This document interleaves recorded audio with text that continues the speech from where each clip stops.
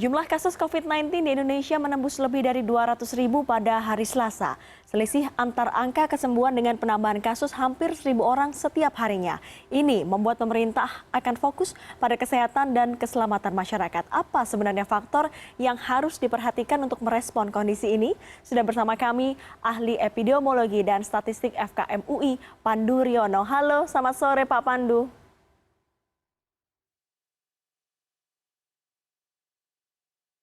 Halo, selamat sore Pak Pandu.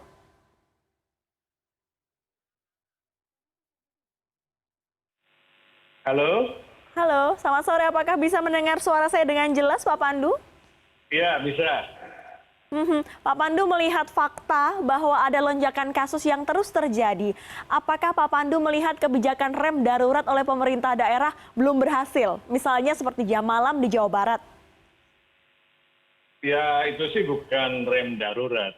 Tapi kan kita melihat dampak dari peningkatan yang luar biasa ini dari kegiatan penduduk selama 2 kali weekend kemarin.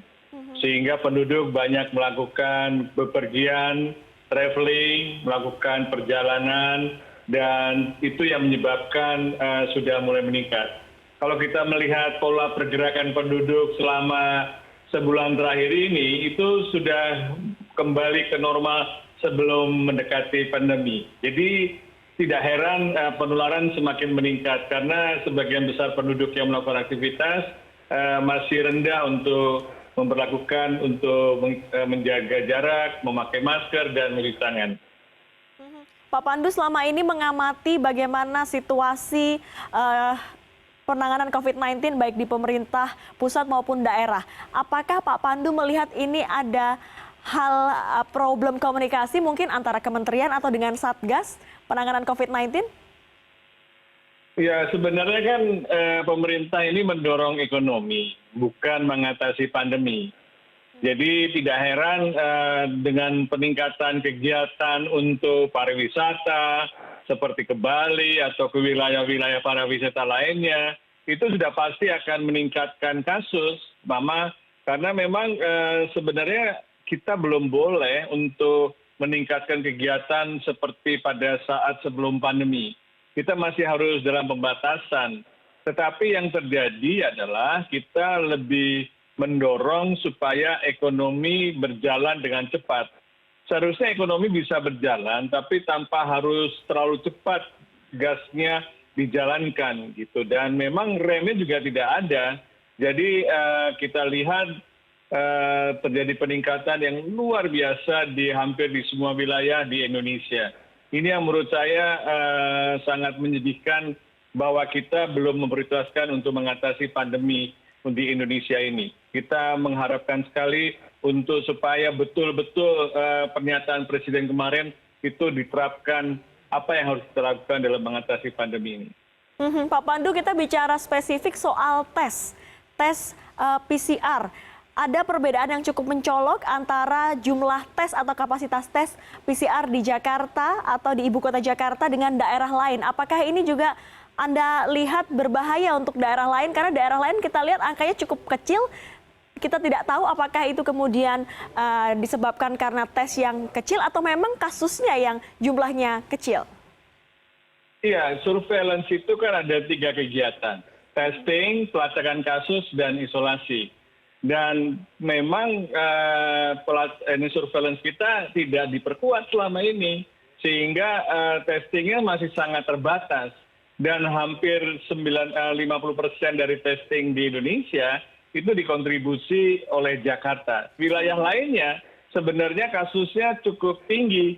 Tetapi karena testingnya terbatas, seakan-akan kasusnya lebih rendah.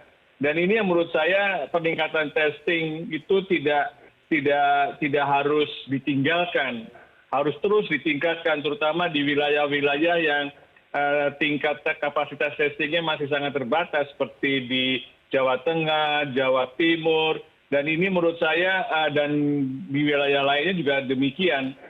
Karena kalau tidak kita meningkatkan testing, bagaimana kita mengidentifikasi orang yang sudah terinfeksi dan kemudian melakukan pelacakan kasus dan kemudian melakukan isolasi. Nah, isolasi di sini juga masih ada kendala karena masih ada policy isolasi mandiri. Isolasi mandiri kan artinya isolasi di rumah. Itu sebenarnya sejak awal kasus pertama, isolasi di rumah itu tidak membuahkan hasil. Jadi akan banyak klaster-klaster rumah tangga. Dan ini yang memprihatinkan. Seharusnya kita juga menyediakan tempat-tempat untuk isolasi yang bukan rumah sakit. Karena sebagian besar yang terinfeksi ini tidak bergejala atau bergejala ringan. Jadi dengan meningkatkan kapasitas surveillance, testing, pelacakan kasus, dan isolasi, yang benar kita bisa memutus rantai penularan. Misal kapasitas testing ini ditingkatkan, bagaimana dengan pembatasan wilayah? Apakah para epidemiolog ini punya simulasinya? Berapa lama yang diperlukan sebuah daerah untuk bisa mengkelirkan kasus COVID-19, misalnya 1 minggu, 2 minggu, atau 1 bulan mungkin?